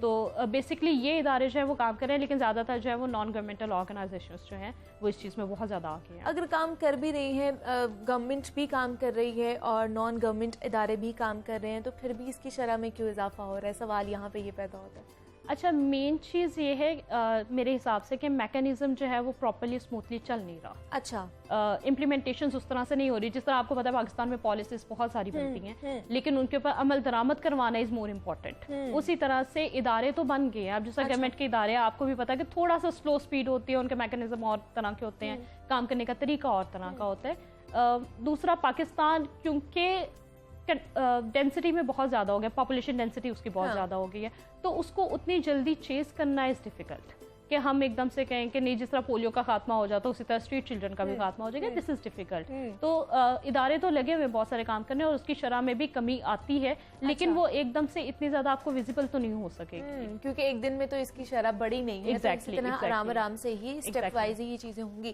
دوسرا, مجھے یہ بتائیے آپ کا ادارہ جو ہے ان بچوں کے حوالے سے, امداد کے حوالے سے, یہاں پہ ریہیبلیٹیشن کے حوالے سے کیا کر رہا ہے, کیا اقدامات اٹھا رہا ہے؟ اچھا, بیسکلی ہم لوگ فوکس کر رہے ہیں that is non formal education کے اوپر, این ایف ای جس کو کہا جاتا ہے. ہم لوگ یہ کرتے ہیں کہ جو اسٹریٹ چلڈرن ہیں اس کو ایک جگہ پرووائڈ کی جاتی ہے, ان کا ایک اسکول ڈیولپ کیا جاتا ہے, جو ہمارا ایک مینلی راوی کے برج کے نیچے چل رہا ہے, اجالا سینٹر کے نام سے. وہاں پہ بچوں کو, جو راوی کے نیچے آپ نے دیکھا ہوگا بہت ساری پاپولیشن ہے, وہاں کے بچوں کو ڈیلی 2 گھنٹے کی کلاس دی جاتی ہے. کیونکہ اس طرح کے بچوں کا فارملی 1 2 3 والا تو نہیں پڑھا سکتے نا, جو گریڈنگ کے حساب سے ہوتا ہے. ایک ڈفرینٹ میکینزم ہوتا ہے جس میں ان کو نو ہاؤ کروائے جاتے ہیں, اور اس کے بعد میں ان بچوں کو مین اسٹریم کروایا جاتا ہے جو اسکولس ہیں ہمارے نارملی پرائیویٹ یا گورنمنٹ سیکٹر کے. اس کے علاوہ ہمارا شاہدرہ میں ایک اور سینٹر ہے دیٹ از امینا سینٹر, اور وہ بچوں کی ووکیشنل ٹریننگ, کیونکہ جو بچیاں تھوڑی سی بڑی ہو گئی ہیں وہ اسکول میں آتے ہوئے تھوڑا سا ہیزیٹیٹ کرتے ہیں, دے ڈونٹ وانٹ کہ بھئی ہم ڈی فیم ہو جائیں گے یا ہمیں شیمنگ کا سامنا کرنا پڑے گا, کتنی بڑی اور ابھی 1 کلاس کا پڑھی ہے, یہ ABC پڑھی ہے. تو ہم اس کو پریفر کرتے ہیں کہ ان کو اسکل ڈیولپمنٹ کی طرف لے کے جائیں. لائک وہاں پہ بیوٹیشین کورسز کروائے جاتے ہیں بچوں کو تاکہ وہ اسٹیبل ہو سکیں. اس کے علاوہ سلائی سینٹر ہے وہاں پر, اور کچھ ایسے بچے ہیں لائک 60 to 70 ہمارے پاس جو چھوٹے بچے ہیں جن کو ہم نان فارمل ایجوکیشن دے رہے ہیں, ہمارے پاس وہ موجود ہیں. اور جو سب سے خوبصورت بات ہے اس سینٹر کی دیٹ از کہ ہم ان کو دوپہر کا کھانا دیتے ہیں. اچھا, تاکہ جو دن کے ان کے گھنٹے میں وہ دیہڑی ان کی کم ہو رہی ہے تو اس کو ہم اس طرح کمپنسیٹ کریں اور ان کے پاس کوئی اٹریکشن ہو ڈیلی اسکول آنے کے لیے. ورنہ نارملی آپ دیکھیں گے کہ دن میں جب بچہ 500 کما رہا ہے تو وہ 500 چھوڑ کے کیوں آئے اسکول میں. بالکل ایگزیکٹلی. تو ہم لوگ ان کو وہ تھوڑی سی اٹریکشن دیتے ہیں کہ چلو آپ آؤ گے تو آپ کو کھانا ملے گا, آپ کا مینیو ڈیسائیڈ ہوگا جو کھانا چاہتے ہو, کیونکہ نارملی جو بچے ہیں وہ لوور کلاس سے ہیں تو ان کو کھانے پینے کے تھوڑے سے ایشوز رہتے ہیں, تو ان کے لیے وہ اٹریکشن ہوتے ہیں اور اس کی وجہ سے وہ بچے بہت شوق سے آتے ہیں. لیکن ان کو کنونس کرنا کتنا مشکل ہوتا ہے, یا ان کے جو ماں باپ ہیں پیچھے ان کو کنونس کرنا کتنا مشکل ہے کہ ان کو اسکول بھیجیں, ہم ان کو پڑھائیں گے؟ اچھا, یہ بہت زیادہ ڈیفیکلٹ ہے. اس کے لیے ہم لوگ اسپیشل جو ہے وہ سوشل موبلائزرز کو رکھتے ہیں جو ان کو جا کے کافی بار بتاتے ہیں کہ بھئی ہم لوگ بچے اٹھانے والے نہیں ہیں, ہم آپ کے بچوں کو کہیں پہ نہیں لے کے جائیں گے, اور ہم آپ کے بچوں کو مین اسٹریم کرنے کے لیے آئے ہیں. دوسرا, ان کو یہ بھی تھوڑا سا ایک فیکٹر ہے نا کہ ان کو یہ لگتا ہے کہ بچے اسکول چلے جائیں گے تو کمائے گا کون, اور یہ ساری ریزنس کی وجہ سے ان کو کنونس کرنا آف کورس بہت زیادہ ڈیفیکلٹ ہوتا ہے. آپ اس بات کو بہت اچھے طریقے سے سمجھیں گے, لیکن وہ کرنا پڑتا ہے کیونکہ of course when you have to achieve a goal تو آپ آپ کو اس کے پیچھے چلنا پڑے گا اور وہ کنزیکٹیو ان کو نوک کر کے بتانا پڑتا ہے کہ نہیں امپورٹنٹ ہے, اور اس کے بعد میں وہ بھیج بھی دیتے ہیں, کیونکہ ایٹ سم ایکسٹینٹ دے نو کہ ایجوکیشن کے بغیر جس طرح ان کی زندگی گزری ہے کہیں نہ کہیں ان کے بچوں کی بھی اسی طرح سے زندگی نہ گزرے, سو دے وانٹ, اور پھر وہ بھیج دیتے ہیں. تو ابھی تک کتنے لوگوں کو آپ نے کنونس کیا ہوا ہے اور کتنے بچے بھی آپ کے ادارے میں آتے ہیں یا آپ کے آرگنائزیشن؟ اچھا, ہمارے ادارے میں آلموسٹ 70 کے قریب جو ہے وہ بچے, چھوٹے بچے جو NFE کے لیے آتے ہیں. اس کے بعد میں 30-40 کے قریب وہ بچیاں ہیں جو سلائی سیکھ رہی ہیں یا بیوٹیشین کورسز کر رہی ہیں. دوسرا کچھ تعداد, اچھا اس کا سب سے بڑا المیہ یہ ہے کہ ان سکولز کے اندر بچے جو ہیں وہ آتے ہیں اور ڈراپ آؤٹ بھی ہو جاتے ہیں, کیونکہ اس کا ریزن یہ ہوتا ہے کہ وہ خود سے ہی کبھی بھاگ جائیں گے, کبھی ان کی فیملی جو ہے وہ کھینچ لے گی. ہمیں بہت دفعہ اس چیز کو فیس کرنا پڑا ہے کہ ہم بچوں کو بڑا کنونس کر کے لے کر آتے ہیں, 2 دن بچے آتے ہیں, ہیپی بھی ہوتے ہیں, لیکن اس کے بعد میں ان کے ماں باپ ہی ان کو کسی خالہ کے پاس, چاچو کے پاس بھیج دیتے ہیں کہ بھئی 2 گھنٹے 3 گھنٹے ویسٹ ہو رہے ہیں ان بچوں کے, مطلب کسی اور اسپاٹ پہ بھیج دیتے ہیں انہیں بیگنگ کے لیے. ایگزیکٹلی, تو وہ چیز جو ہے وہ بیلنس کرنا تھوڑا سا ڈیفیکلٹ ہو جاتا ہے. تو وہ اگر ہم اس کو فگر کے حساب سے کریں تو میرے خیال سے 250-300 بچہ تو ایزیلی ہم لوگوں نے فی الحال کور کیا, جس کو ہم NFE میں کور کر رہے ہیں. لیکن اس کو ڈراپ آؤٹ ریٹ اگر آپ دیکھو گے اور وہ کرو گے تو کنزیکٹیو ہمارے پاس آلموسٹ جو ہے وہ 150 بچہ تو ہوتا ہی ہوتا ہے, اور یہ روزانہ کی بنیاد پر ان کے ساتھ آپ لوگوں نے انٹریکشن کرنا ہوتا ہے, اور یہ 1 سے 2 گھنٹے کے لیے ان کا ہوتا ہے. ہاں, ان کا تقریباً 2 سے 3 گھنٹے کا اسکیجول ہوتا ہے, جس میں ان کو پڑھایا بھی جاتا ہے, جس میں ان کو ایکٹیویٹی بیسڈ چیزیں سکھائی جاتی ہیں, ایتھکس سکھائے جاتے ہیں کہ آپ نے کس طرح سب کے سامنے بیٹھ کے کھانا کس طرح کھانا ہے, آپ نے بیٹھنا کس طرح. لیکن کیا یہاں پہ اعتراض میں یہ پوچھنا ضرور چاہوں گی, کیا ان کی سائیکولوجیکلی تھراپی بھی کرائی جاتی ہے, اس حوالے سے بھی ان کو تھوڑا سا بتایا جاتا ہے؟ اچھا, اس میں تھوڑی سی میں ایڈیشن کروں کہ کیونکہ ہمارا ادارہ جو ہے پروٹیکشن کے اوپر کام کرتا ہے, تو ہم اس چیز کو بہت زیادہ فوکس کرتے ہیں کہ بچوں کی سائیکولوجیکل ٹریٹمنٹ جو ہے وہ بہت زیادہ امپورٹنٹ ہے, اور اس کے لیے ہم لوگوں نے پراپر سائیکالوجسٹ جو ہے وہ ہائر کی ہوئی ہے, جو 24 آورس وہاں پہ ہوتی ہے, اور وہ دیکھتی ہے بچوں کو موو کرتے ہوئے. بچے کو ضرورت نہیں ہے اس کے پاس جانے کی, وہ خود ان کے بیہیویئر سے نوٹس کر کے جس بچے کو کاؤنسلنگ کی ضرورت ہوتی ہے اس کو وہ پرووائڈ کرتی ہے. اور اس کے بہت سارے سکسیزفل کیسز جو ہمارے سامنے آئے ہیں کہ اگر کسی بچے کو ایکسپوئر بہت زیادہ ہے تو پروٹیکشن کے ایشوز بھی بہت زیادہ ہیں. اگر کسی بچی کو یا بچے کو پروٹیکشن کے ایشوز ہیں اور وہ بتا نہیں رہا تو وہ سائیکالوجسٹ اس کا بیہیویئر نوٹس کرنے کے بعد میں اس کو کافی زیادہ کاؤنسلنگ پرووائڈ کرتی ہے, اور پھر بچے بہت اسٹرانگلی ہمارے سامنے آتے ہیں, دے آر مور کانفیڈنٹ, اور وہ بہت اچھے طریقے سے بیہیو کرتے ہیں, اور ہم لوگ ان کا بیہیویئر جو ہے نا وہ ہفتے 2 ہفتے کے بعد میں نوٹس کرتے ہیں کہ یار بہت زیادہ پروگرس ہو رہی ہے بچوں میں. سو وی ہیو سائیکالوجسٹ جو پراپرلی ان کو کاؤنسل کرتی ہیں. تو یہ جو سارا پروسیس ہے جس بارے میں آپ بتا رہی ہیں, یہ فری آف کاسٹ ہے, بچوں سے کوئی پیسے نہیں لیے جاتے, کچھ نہیں کیا جاتا؟ ایگزیکٹلی, یہ فری آف کاسٹ ہے, اور ہم لوگ بہت اچھے طریقے سے انٹرنیشنل آرگنائزیشنس ہیں جن کے ساتھ کولیبریشن کر کے ہم لوگ کرتے ہیں, کیونکہ اگر ہم نے ان سے ہی پیسے لینے تو بچے ہمارے پاس کیوں آئیں گے؟ بالکل. سو ہم لوگ چاہتے ہیں کہ ہم ان کو کسی نہ کسی طرح سے, جس طرح راشن ڈرائیوز ہوتے ہیں, ہم کچھ نہ کچھ پرکس دیتے رہیں تاکہ وہ بچے کنزیکٹیو رہیں اور وہ ڈراپ آؤٹ نہ ہوں. تو ہم لوگ فری آف کاسٹ یہ سارا کام کر رہے ہوتے ہیں. فری آف کاسٹ یہ سارا کام کر رہے ہوتے ہیں, لیکن اس میں ایک آ جاتا ہے گورنمنٹ کی کیا ذمہ داری بنتی ہے ان بچوں کے حوالے سے, یا اسٹریٹ چلڈرن کے حوالے سے؟ اس میں کوئی بھی آ سکتا ہے. بچوں کی جو گورنمنٹ کی ذمہ داری بنتی ہے, کیا وہ لوگ پوری کر رہے ہیں اپنی ذمہ داریاں؟ اچھا, مینلی دیکھا جائے تو گورنمنٹ کی ہی ذمہ داری ہے, سیدھی سی بات ہے کہ اگر آپ کے ملک کے اندر کوئی بھی بچہ جو ہے وہ اسٹریٹ پہ ہے تو وہ ڈائریکٹلی جو ہے وہ گورنمنٹ کی رسپانسبلٹی بنتی ہے کہ اس کو ریکور کیا جائے یا ریسکیو کیا جائے. لیکن دا پرابلم از پھر وہی میکینزم سلو ہوتا ہے. اس کے اندر ایک اور مین فیکٹر جو ہے, کیونکہ ہم لوگ گورنمنٹ کے ساتھ بہت زیادہ کلوزلی کولیبریٹ کر رہے ہوتے ہیں, مین فیکٹر یہ بھی نظر آتا ہے کہ ماں باپ چاہتے نہیں ہیں کہ بچے جو ہے وہ اس میکینزم میں جائے. اگر شیلٹر ہوم بنا ہوا دیکھا جائے تو وہاں پہ کپڑے بھی پرووائڈ کیے جا رہے ہیں, کھانا بھی دیا جا رہا ہے, ہر چیز دی جا رہی ہے, لیکن وہ اپنے بچوں کو وہاں پہ بھیجیں گے نہیں. سم ٹائمز آپ نے دیکھا ہوگا CPWB کا ایک ریسکیو آپریشن ہو رہا ہوتا ہے جس میں وہ بچے اٹھا رہے ہوتے ہیں, اور بڑی فیمس ہے ان کی یہ جو سرگرمی ہے نا, بہت بڑی کیمپین ہے, اور یہ بہت فیمس ہے کہ لوگ جو ہے وہ فوراً سے شٹر ڈالنا شروع کر دیتے ہیں کہ بس آگے اور بھاگ جاؤ. وہ اٹھا کے لے کے جاتے ہیں ایک بیٹر فیوچر کے لیے کہ آپ ہمارے پاس رکھیں, ہم وہ ساری چیزیں پوری کریں گے جو بینگ پیرنٹس آپ لوگ نہیں شاید کر پا رہے. لیکن اس کے بعد میں پیرنٹس آ کے ہی وہاں سے جب بچہ لے جائیں گے تو دنیا کا کوئی لابی اس چیز سے روک تو نہیں سکتا نا کہ ہم ماں باپ کے ساتھ جو ہے وہ بچہ نہ بھیجیں. تو آفٹر آل یہ کہیں نہ کہیں جو لیک آ رہا ہے وہ کھینچا تانی میں آ رہا ہے جو پیرنٹس کے اور گورنمنٹ کی آپس میں چل رہی ہے. سو گورنمنٹ اپنی طرف سے تو رول پلے کر رہی ہے, آف کورس کر رہی ہے, لیکن کہیں نہ کہیں یہ پیرنٹس کا بہت بڑا لیک ہے کہ وہ اس چیز کو ایکسیپٹ ہی نہیں کر پا رہے کہ بچوں کو وہاں پہ رکھ کے زیادہ اچھی ایجوکیشن یا بہتر جو ہے وہ تربیت جتنے بھی مل سکتی وسائل ہے. ہیں وہ مل سکتے ہیں, سہولیات exactly. انہیں دی جا سکتی ہیں. ٹھیک ہے جی, اعتاز سندھو ہمارے ساتھ موجود تھی, سوشل ایکٹیوسٹ ہیں. اعتاز بہت شکریہ آپ کے وقت کا, آپ یہاں پر آئی ہیں اور بڑی اچھی گفتگو رہی آپ کے ساتھ. اور جس طرح ہم اسٹیل چلڈرن کے حوالے سے بات کرتے ہیں, آج اس کا عالمی دن منایا جا رہا ہے, اور کیا کیا اقدامات اٹھانے کی گورنمنٹ کو یا جو پرائیویٹ ادارے ہیں یا ہمیں کیا کیا ذمہ داریاں ہیں ہماری, ہمیں وہ پوری کرنی چاہیے. تو یہاں پہ ایک چھوٹی سی بریک لیتے ہیں, ملتے ہیں اس بریک کے بعد.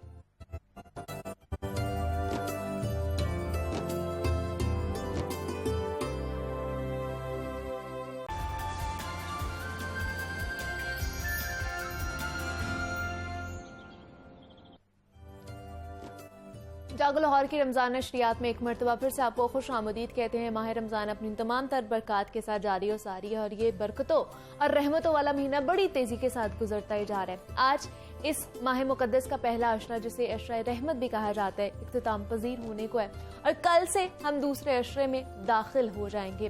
اور اللہ تعالیٰ نے قرآن پاک میں روزوں کی فرضیت کا حکم سن 2 ہجری میں نازل فرمایا. احادیث مبارکہ میں اسلام میں 5 ارکان کو بار بار اس کا تذکرہ کیا گیا ہے. یہ 5 ارکان وہ ستون ہیں جن پر اسلام کی عظیم الشان عمارت تعمیر کی گئی ہے. یہ ہیں کلمہ شہادت, نماز, روزہ, زکوٰۃ اور حج. اسلام کو صحیح اور حقیقی انداز میں اسلام پر عمل پیرا ہونے کے لیے ان ارکان اسلام کے احکامات کو جاننا بہت ضروری ہوتا ہے. باقی ارکان اسلام کی طرح روزے کے احکام اور مسائل سے آگاہی صحت روزہ کے لیے بہت زیادہ ضروری ہوتا ہے. تو روزے کے احکامات کیا ہیں, اس پر ہماری آج رہنمائی فرمائیں گے. ہمارے ساتھ موجود ہوتے ہیں پروفیسر ڈاکٹر متی اللہ باجوہ صاحب ہیں, مذہبی اسکالر ہیں. پروفیسر صاحب آپ کو خوش آمدید کہتی ہوں جاگو لاہور میں. ڈاکٹر صاحب سب سے پہلے تو رمضان کے حوالے سے بتائیے گا, اس کی فضیلت, اس کی اہمیت, کیا احکامات ہیں رمضان کے حوالے سے, اس کے روزے کے حوالے سے قرآن و حدیث کی روشنی میں بتائیے. بسم اللہ الرحمن الرحیم. دیکھیے, سب سے پہلی بات تو یہ ہے کہ اللہ تعالیٰ نے جو حکم دیا ہے, یا ایھا الذین آمنوا کتب علیکم الصیام کما کتب علی الذین من قبلکم لعلکم تتقون, کہ ایمان کا اظہار کرنے والو, تم پر اللہ نے لکھ دیا ہے روزوں کو, روزہ فرض کیا گیا ہے تم پر, جیسا تم سے پہلے لوگوں پر بھی فرض کیا گیا تھا, تاکہ تم اس سے تقوی حاصل کرو. کیونکہ یہ ایک ایسی پریکٹس فراہم کرتا ہے آدمی کو کہ جس سے وہ سال بھر کی جو ایسی آلائشیں ہیں یا روحانی طور پر جو بیماریاں اس کو لگ چکی ہیں یا جو گناہ اس نے جمع کر لیے ہیں, تو دوبارہ سے آدمی کو یوں سمجھیے کہ ایک تازہ دم کر کے دوبارہ اللہ کے سامنے پیش کر دیتا ہے. تو اس حوالے سے رمضان کی اپنی بہت فضیلت ہے, اور پھر روزہ خاص طور پہ جو فرض کیا گیا ہے, اور کوئی امت ایسی نہیں ہے جس پر اللہ نے روزے کو فرض نہ کیا ہو. یہ ان بنیادی احکام میں سے ہے, جیسے نماز ہے اور روزہ, یہ دونوں خاص طور پر ایسے ہیں جو یہاں تو وضاحت کر دی نا کہ جیسے تم سے پہلوں پر فرض کیا. اسی طرح نماز کے حوالے سے ایک بات ملتی ہے کہ نبی پاک صلی اللہ علیہ وسلم کے پاس طائف والے جو مسلمان ہونے آئے تو انہوں نے آ کے عرض کی کہ ہم مسلمان تو ہو جاتے ہیں لیکن ہماری شرط یہ ہے کہ ہم جہاد نہیں کریں گے. تو آپ نے فرمایا کہ ٹھیک ہے, تمہیں چھوٹ ہے, یہ آپ کا حکم تھا, اور وقتی طور پہ آپ نے ان کو رعایت دے دی. پھر وہ اگلے دن آئے اور کہنے لگے کہ ہم زکوٰۃ بھی نہیں دیں گے. اچھا, تو آپ نے فرمایا اچھا ٹھیک ہے. مطلب یہ تھا کہ پہلے یہ اسلام کے دامن میں آئے تو یہ خود بخود ہی آگے ٹھیک ہو جائیں گے. تیسرے روز انہوں نے سوچا کہ شاید یہ 2 باتیں مانی گئی ہیں تو تیسری بھی مانی جائے گی, لہذا وہ تیسرے دن آئے اور کہنے لگے ہمیں یہ بڑا عجیب لگتا, معیوب لگتا ہے کہ ہم زمین پر سجدہ ریز ہوں اور ہمارے جسم کی یہ حالت ہو, تو ہم نماز بھی نہیں پڑھیں گے, ہم پھر مسلمان ہوتے ہیں. تو اس پر اللہ کے نبی علیہ الصلوۃ والسلام نے فرمایا کہ لا دین لمن لا صلاۃ ہو, اس کا کوئی دین ہی نہیں ہوتا, یا وہ کوئی دین ہی نہیں ہے جس میں نماز نہ ہو. تو یہ نماز روزہ دونوں ایسی عبادتیں ہیں جو تمام امتوں پر فرض تھی. کوئی امت ایسی نہیں ہے جس پر اللہ نے روزے کو فرض نہ کیا ہو. اور آج بھی آپ دیکھ سکتے ہیں جو انسانی مذاہب ہیں, یعنی جن کا سلسلہ جو ہے وہ آسمان سے نہیں جڑتا ہوا دکھائی دیتا, اور نہ وہ کلیمنٹ ہیں کہ ہم جو ہیں وہ ہمارے پاس فلاں نبی ہیں, بلکہ وہ انسانوں کے بنائے ہوئے مذاہب ہیں. مثلا بدھ مت ہے, جین مت ہے, زرتشتزم ہے, ہندو مت ہے, سکھزم ہے, یہ سارے انسانوں کے بنائے ہوئے اور انسانوں کے ڈیزائن کردہ جو ہیں وہ مذاہب ہیں. تو ان کے اندر بھی آپ دیکھیں گے کہ تو روزہ ان کے اندر بھی کسی نہ کسی شیپ اور شکل میں وہ موجود ہے کہ بھوک کاٹی جائے, پیاس برداشت کی جائے, اور اپنے مالک و خالق جس کا بھی ان کے ہاں تصور ہے اس کو راضی کیا جائے. تو یہاں بھی ظاہر ہے اس کی اتنی فرضیت ہے, اس کو آپ چھوڑ نہیں سکتے, اس کو آپ کوئٹ نہیں کر سکتے. بلکہ قرآن میں کہا فمن شہد منکم شہر فلیصمہ, جو بھی رمضان کا مہینہ پائے تو اس کے روزے رکھے ہر صورت میں. ٹھیک ہے. کون سے لوگ، وہ کچھ لوگ ہیں جن کو چھوٹ دی ہے، جن کو ان میں چھوٹ دی ایک گئی تو ہے، بالکل۔ مریض ہے اور ایک ٹھیک بیمار، ہے۔ ایک جو ہے وہ مسافر ہے۔ ٹھیک ہے، ان دونوں کو چھوٹ ہے، اور یہ بھی عارضی چھوٹ ہے، اچھا، عارضی چھوٹ ہے کہ یہ فعدۃ من ایام اخر، یہ اپنی مدت پوری کریں گے اس کے بعد۔ مثلا میں سوال کیے بغیر ہی ایک بات آپ سے کہہ دیتا ہوں کہ خواتین جب مخصوص ایام میں ہوتی ہیں تو اس دوران اللہ تعالیٰ نے ان پر عبادت کو جو ہے وہ ساکت کر دیا، نمازیں ان کی معاف کر دی ہیں۔ ان 5 6 7 8 دنوں کی نمازیں انہیں دہرانا نہیں پڑتی، ہر مہینے کے اندر جو ان کا ایک سائیکل ہے اس میں وہ نمازیں نہیں پڑھیں گی اور وہ نماز معاف ہے ان کو۔ جی جی، لیکن روزہ معاف نہیں ہے، اس صورت میں بھی معاف نہیں ہے۔ وہ اس مہینے میں جتنے دن روزہ نہ رکھ سکیں گی، فعدۃ من ایام اخر، کیونکہ بیمار کے لیے کہا اور وہ بھی بیمار ہوتی ہیں، ٹھیک ہے، تو کہا کہ بعد میں پوری کرے گا۔ اوکے۔ لیکن یہاں پہ پروفیسر صاحب ایک اور آتی ہے، جو مائیں بچوں کو دودھ پلا رہی ہوتی ہیں، ان کے حوالے سے کیا ہے، کیا وہ روزہ چھوڑ سکتی ہیں؟ ان پہ بھی فرض ہے؟ دیکھیں یہاں تک ہے کہ ان پر روزہ فرض ہے تو فرض ہے، ٹھیک ہے، چھوڑ سکتی ہیں، یہ ایک رعایت ہے کہ اچھا، وہ اگر خود فیڈ محسوس کرتی ہیں، ظاہر ہے بچہ جب فیڈ اپنی ماں سے لیتا ہے تو ماں کو ایکسٹرا انرجی کی ضرورت ہوتی ہے، تو اگر وہ نہیں برداشت کر پاتی تو یہ ان کو چھوٹ ہے کہ وہ روزہ چھوڑ دیں۔ اچھا۔ بچہ بڑا ہو جائے گا، ابتدائی زمانے میں جیسے ابتدائی 6 ماہ میں اسے زیادہ ضرورت ہوتی ہے، تو وہ کوئی اگلے 2 4 ماہ بعد روزہ رکھ رہے ہیں۔ جب بچہ 6 ماہ کا ہو جائے گا تو اس کو آسانی ہو جائے گی، یہ کچھ اور بھی کھانا شروع کر دے گا۔ ماں اگر دودھ نہ بھی پلائے تو اس کا گزارا ہو سکتا ہے، ٹھیک۔ لیکن ابتدائی مہینوں میں تو بچے کا گزارا نہیں ہو سکتا، اور وہ ماں جو فزیکلی کمزور ہے یا وہ فیڈ کروانے کے بعد فیل کرتی ہے کہ وہ روزہ نہیں رکھ سکتی، تو یہ آپ کے ساتھ ہے، آپ نے فیصلہ کرنا ہے، ماں نے فیصلہ کرنا ہے۔ بیرونی طور پر کوئی نہیں بتائے گا کہ آپ روزہ چھوڑ دیں یا نہ چھوڑیں، وہ خود فیل کرے کہ اگر وہ فیل کرتی ہیں کہ نہیں روزہ نہیں رکھا جا سکتا تو چھوڑ دے، اور بعد میں اس کی مدت کو پورا بعد کر میں لیں۔ اس کی مدت جو پوری کر لیں۔ دوسرا، کن کن حالات میں روزہ قضا ہو سکتا ہے؟ دیکھیں قضا کی تو بات میں نے پہلے بتا دی ہے کہ ایک صورت ہے کہ بیمار ہو، ٹھیک ہے، اور دوسرا ہے سفر مسافر میں ہو، ٹھیک ہے، مسافر ہو، ان 2 کی ہی قضا ہے۔ ٹھیک ہے، ایک ایسا آدمی مثلا ایسا بوڑھا جو روزہ رکھ ہی نہیں سکتا تو اس کو روزہ رکھنے کا حکم نہیں ہے، وہ فدیہ دے دے، ٹھیک ہے، ٹھیک ہے۔ ایسا بیمار جس کے ٹھیک ہونے کا امکان نہیں ہے، یعنی ایسی کوئی بیماری معاذ اللہ کسی کو لگ گئی ہے کہ وہ اب اسے اندازہ ہے کہ یہ بیماری جائے گی نہیں، ختم نہیں ہوگی، تو اس بیمار کو بھی مستقل چھوٹ مل گئی کہ وہ فدیہ دے دے اور روزے چھوڑ دے۔ تو ان کے علاوہ تو کوئی اور ایسا کوئی تیسرا فرد نہیں ہے جس کے بارے میں ہم یہ کہہ سکیں کہ اس کو بھی چھوٹ ہے۔ چھوٹ ہے، ٹھیک ہے۔ پھر فدیہ، جیسے فدیہ کی آپ نے بات کی، تو پھر فدیہ کا طریقہ کار کیا ہو سکتا ہے؟ دیکھیں فدیہ کا جو قرآن نے الفاظ استعمال کیے کہ فدیہ تو طعام و مسکین، مسکین کا کھانا ہے۔ اوکے، حضرت انس رضی اللہ تعالیٰ عنہ کا جو رسول اللہ صلی اللہ علیہ وسلم کے خادم رہے اور آپ کے بہت قریبی ساتھی ہیں اور شاگرد ہیں، تو ان کے طرز عمل سے پتہ چلتا ہے کہ وہ مسکین کو لا کر خود پکایا ہوا اپنے گھر سے کھانا ہوا اس کو کھلاتے، اوکے، تو یہ سب سے بیسٹ ہے۔ لیکن اگر ایسا ممکن نہیں ہے، ایسا کوئی فرد نہیں ہے جس کو آپ لا سکیں یا جو آپ کے ساتھ کھانا شیئر کر سکے، تو پھر آپ اس کی جو قیمت ہے یا راشن ہے وہ آپ دے دیں۔ ویسے تو راشن ہی دینا چاہیے، کیونکہ جو حدیث کہہ رہی ہے وہ اس کی ایک مقدار مقرر کر دی کہ اتنا ہوگا، اتنے گرام ہوگا، لیکن اس میں ہمارے ہاں اختلاف پایا جاتا ہے کہ اتنے گرام، مختلف مسالے کا اپنا اپنا کچھ اختلاف بھی ہے، تو زیادہ بہتر ہے کہ ایک مسکین کا کھانا ایک وقت کا کتنے میں کھایا جا سکتا ہے اس کا آپ فیصلہ کر لیں۔ شریعت نے اس کے مطابق، مثال کے طور پر اگر 1 کلو گندم ہے یا 1 کلو آٹا ہے تو اس کی قیمت نکالے اور باقی چیزیں ملا کے، تو یہ اگر 100-150 روپے میں ایک مزدور یا ایک کمزور آدمی یا ایک مسکین آدمی ایک وقت کا کھانا کھا سکتا ہے، تو یہ کم سے کم آپ فدیہ کی صورت میں دیں گے۔ مثلاً اب تو ایک اچھا مناسب کھانا کھانا ہو ایک مزدور نے بھی تو وہ بھی کوئی 150 سے اوپر ہی جائے گا، 150 سے اوپر ہی، ہاں تو جی، کم سے کم آپ 200 روپیہ دے دیں اگر آپ کی صلاحیت ٹھیک ہے۔ وہ اپنی استطاعت کے مطابق ہے۔ ایک آدمی کی استطاعت بہت اچھی ہے جی جی، تو وہ پھر مسکین کو اچھا کھانا کھلا دے، وہ فدیہ دینا ہے تو زیادہ اور پیسے کھانا ہی کھلانا ہے، پیسے نہیں دینے، یہ پیسے بھی نہیں، پیسے دے سکتا ہے۔ پیسے اس بھی صورت دے میں سکتا ہے۔ ظاہر ہے کھانا ہو سکتا ہے کہ وہ کھانا تو اپنے گھر میں آپ اس کو اکیلے کو کھانا کھلائیں یا اس کو کہیں کہ آپ فلان جگہ سے کھانا کھا لو، یہ بھی ممکن ہے، لیکن وہ اتنے ہی پیسوں میں ممکن ہے اپنے پورے گھر کو کھانا کھلا دے، تو آپ پیسے دے سکتے ہیں، اس میں کوئی حرج تو یہ فدیہ اتنا ہی ہوگا جتنے ہم لوگ روزے چھوڑیں گے؟ یس، جتنے آپ نے روزے چھوڑے ہیں اتنا فدیہ ہوگا۔ آپ اس میں زیادہ اضافہ کرنا چاہتے ہیں کہ آپ کا فدیہ تو 3000 بن رہا ہے لیکن ہم 5000 دینا چاہتے ہیں، تو یہ تو اچھی بات ہے، اس میں کوئی مسئلہ نہیں ہے، تاکہ وہ زیادہ بہتر طریقے سے پورا گھرانہ جو ہے وہ روزہ رکھ سکے۔ لیکن آپ پر لازم وہی ہوگا جو جتنے روزے آپ نے چھوڑے ان کے اگینسٹ آپ نے فدیہ دینا ہے۔ ٹھیک۔ دوسرا پروفیسر صاحب یہ بھی مجھے بتا دیں کہ مزید کن کن چیزوں کی وجہ سے یا کن کن باتوں کی وجہ سے ہمارا روزہ ٹوٹ سکتا ہے؟ اس میں تو بہت ساری چیزیں ہیں روزہ جن کی وجہ سے روزہ ٹوٹ جاتا ہے. اس میں ایک تو یہ ہے کہ آدمی جان بوجھ کے روزہ توڑے, یعنی خود کھا پی لے.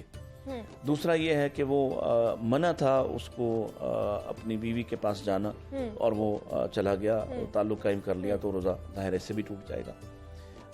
باقی بعض لوگ جو ہیں وہ اس بات کے قائل تھے کہ جی وامٹ آنے سے روزہ ٹوٹتا. نہیں, وامٹ آنے سے روزہ نہیں ٹوٹتا. روزہ تو کچھ واپس اندر آپ ڈالیں گے تو ٹوٹے گا, اندر سے باہر نکل آئے تو اس سے روزہ نہیں ٹوٹے گا. وامٹ آنے سے آپ کو ویکنس تو ہوتی ہے, لیکن وہ آپ جو ہے وہ وامٹ کر دیتے ہیں, وہ آپ کے حلق میں تو نہیں رہتا, تو اس سے روزہ نہیں ٹوٹتا. ٹھیک ہے. ہاں, انجیکشن, ایسا انجیکشن جو آپ کی وین میں لگ رہا ہے, جو آپ کو انرجی فراہم کر رہا ہے, اس سے روزہ ٹوٹ جائے گا. وہ انجیکشن جو پین کلر ٹائپ ہے, اچانک لینا پڑ گیا آپ کو, مسکولر ہے, اس سے روزہ نہیں ٹوٹے گا. ٹھیک ہے. انسولین سے بعض لوگوں کا خیال ہے کہ انسولین لینے سے روزہ ٹوٹ جاتا ہے, اور بعض کا خیال ہے کہ روزہ نہیں ٹوٹتا, اور ہم بھی اسی کے قائل ہیں کہ روزہ نہیں ٹوٹتا, کیونکہ یہ آپ کو یوں سمجھیے ایک آپ کی جو بیماری ہے اس کو کنٹرول کرنے کا تو سبب بنتا ہے, لیکن آپ کو بیسیکلی انرجی فراہم نہیں کرتا. اوکے, ٹھیک ہے. تو یہ کچھ چیزیں تھی جس کے حوالے سے ہم نے آپ لوگوں کی بھی رہنمائی فرمائی ہے اور ہماری بھی رہنمائی فرمائی گئی ہے. پروفیسر ڈاکٹر متی اللہ باجوہ صاحب ہمارے ساتھ موجود تھے, مذہبی اسکالر ہیں. پروفیسر صاحب بہت شکریہ آپ کے وقت کا کہ آپ یہاں پر آئے ہیں اور روزے کی اہمیت اور اس کی فضیلت کے حوالے سے بات کی ہے, اور مزید بھی ہم نے آپ سے بات کرنی ہے, لیکن آج کا وقت ختم ہو چکا ہے. مجھے اب آپ نے اجازت دینی ہے. کل ایک نئے ٹاپک کے ساتھ پروفیسر صاحب کے ساتھ حاضر ہوں گے آپ کی خدمت میں. اپنا بہت سارا خیال رکھیے گا. اللہ حافظ.